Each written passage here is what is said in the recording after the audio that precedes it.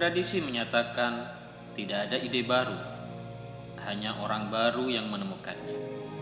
Sungguh menakjubkan menemukan beberapa banyak penemuan modern yang telah ditulis dalam Al-Quran atau hadis. Ada sejumlah kata nasihat dan kebiasaan makan Nabi Shallallahu Alaihi Wasallam yang mendapat dukungan substansial dalam literatur ilmiah terkini. Di antara nasihat ini adalah kita harus makan makanan utuh. Kita harus menggabungkan makanan dengan benar.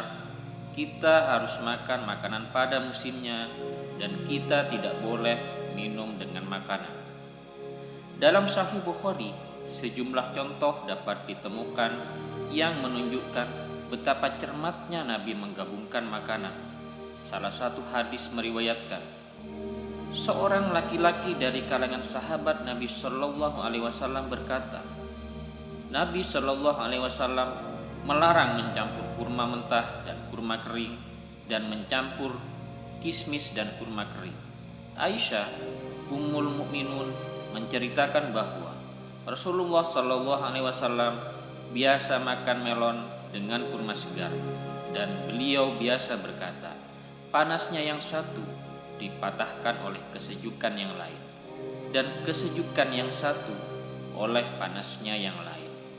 Beliau juga dikatakan tidak pernah menggabungkan ikan dan susu. Sains modern mendukung kebiasaan ini dengan memberitahu kita bahwa kombinasi makanan yang kita makan dan urutan kita memakannya merupakan faktor yang sangat penting dalam kesehatan.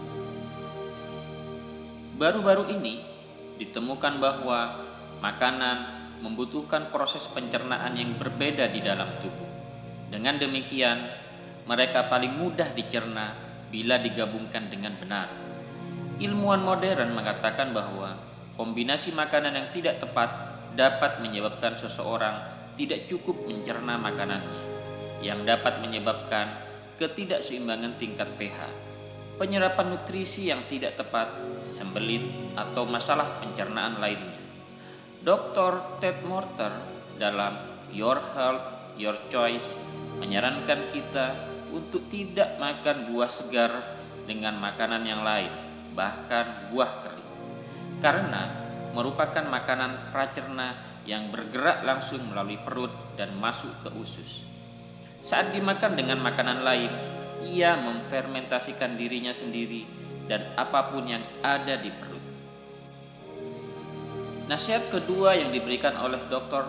Morter dalam bukunya adalah kita harus memulai setiap makanan dengan sesuatu yang mentah. Alasannya adalah makanan mentah mengandung enzim yang kita butuhkan untuk mencerna makanan kita. Aturan ketiganya dalam menggabungkan makanan adalah menghindari pencampuran protein dan pati. Kita mungkin makan pati dengan sayuran atau sayuran dengan daging, tetapi kita harus berusaha sebaik mungkin untuk menghindari kombinasi pati dan protein. Alasannya adalah protein dan pati membutuhkan lingkungan yang sama sekali berbeda untuk pencernaan. Protein membutuhkan lingkungan yang lebih asam, sementara karbohidrat dan pati dapat dicerna lebih cepat. Ketika seseorang menggabungkannya, tidak ada makanan yang memiliki lingkungan yang ideal. Selain itu, makanan berprotein membutuhkan waktu hingga 5 jam untuk dicerna tubuh, sehingga harus menjadi makanan terakhir di hari itu ketika tubuh Anda tidak mencerna makanan lain juga. Penggabungan makanan yang tidak tepat tidak akan menyebabkan seseorang langsung sakit, tetapi akan mencegah apa yang mereka makan untuk dicerna dan dimanfaatkan sebaik mungkin, yang berarti mereka perlu makan lebih banyak untuk mendapatkan nutrisi tambahan. Ahli alergi modern juga menyarankan untuk tidak menggabungkan makanan yang tidak tepat dan memberitahu kita bahwa banyak kombinasi dapat menimbulkan reaksi alergi yang sinergis. Dalam buku The Whole Way to Allergy Relief and Prevention, Dr. Crohn menyarankan kita untuk tidak menggabungkan susu dengan coklat, mint, atau ikan, jagung dan pisang, daging sapi dan ragi, telur dan apel, atau Coca-Cola, dan coklat. Hadis memberikan banyak contoh penghormatan yang dimiliki Nabi terhadap kemurnian dan nilai air dan menceritakan bahwa beliau tidak minum sambil makan. Sahih Bukhari meriwayatkan bahwa Rasulullah Shallallahu Alaihi Wasallam keluar dari lembah sebuah gunung. Ada beberapa kurma kering di perisai depan kami. Kami memanggilnya dan beliau makan bersama kami. Beliau tidak menyentuh air. Para ahli di bidang penggabungan makanan memberitahu kita bahwa air menghambat proses pencernaan di perut jika dimakan dalam waktu setengah jam setelah makan. Al-Quran Surah 2 ayat 168 menasihati kita, "Hai manusia, makanlah dari apa yang ada di bumi, halal dan sehat." Di zaman Nabi, pemilihan makanan hanya terkait halal atau haramnya suatu makanan. Namun, di zaman modern, kita memiliki lebih banyak pilihan. Banyak orang kesulitan memahami apa itu makanan utuh karena hanya sedikit orang yang benar-benar makan makanan utuh. Sedikitnya 200 tahun yang lalu, setiap orang mengonsumsi makanan utuh karena mereka tidak memiliki makanan olahan sebagai pilihan. Pada tahun 1940, sekitar 80% bangsa mengkonsumsi makanan utuh. Abraham Hoffer, MD, dan Morton Walker, DPM, melaporkan dalam buku mereka Putting It All Together, The New Orthomolecular Nutrition, bahwa saat ini hanya 25% dari populasi yang benar-benar makan makanan utuh. Makanan utuh hanyalah makanan yang mempertahankan konstituen aslinya. Apel adalah makanan utuh, dan saus apel yang dibuat dari apel segar di rumah dalam penggilingan adalah makanan utuh. Namun, saus apel digiling dan dimasak dengan mesin lalu dipisahkan untuk menciptakan tekstur yang lebih baik dan ditambah dengan gula dan pewarna bukanlah makanan utuh. Beri gandum adalah makanan utuh. Oleh karena itu, tepung yang terbuat dari beri gandum giling murni yang mengandung dedak merupakan makanan utuh. Tepung yang dibuat dengan membuang dedak dan kuman lalu memutihkan produk akhir menjadi tepung putih bukanlah makanan utuh. Bahkan beberapa item makanan kesehatan yang populer termasuk dalam kategori makanan parsial olahan daripada makanan utuh. Daftar ini termasuk kue beras, batangan granola, pretzel, hotdog, sereal gandum, dan jus beku. Apa yang disebut makanan sehat? Ini hanya sedikit lebih bergizi daripada rekan olahan utama mereka. Penting untuk mengonsumsi makanan utuh seperti biji-bijian, sayuran, dan buah-buahan karena mengandung semua nutrisi yang kita butuhkan untuk berkembang sebagai manusia dalam bentuk alaminya. Semakin banyak kita mengubahnya dari keadaan aslinya, semakin sedikit manfaat yang kita dapatkan darinya. Dengan penemuan vitamin dan mineral baru setiap tahun, semakin jelas bahwa alam pertiwi Allah jauh di depan kita, dan kita tidak memenuhi syarat untuk menduplikasi prosesnya melalui upaya untuk memperkaya makanan olahan di laboratorium. Bernard Jensen dalam bukunya Chemistry of Man mengatakan makanan alami mengandung semua vitamin yang telah dan akan ditemukan. Fakta nyata ini harus memperjelas bahwa satu-satunya cara kita dapat menjamin kita mendapatkan semua nutrisi kita adalah dengan mendapatkannya dari makanan utuh.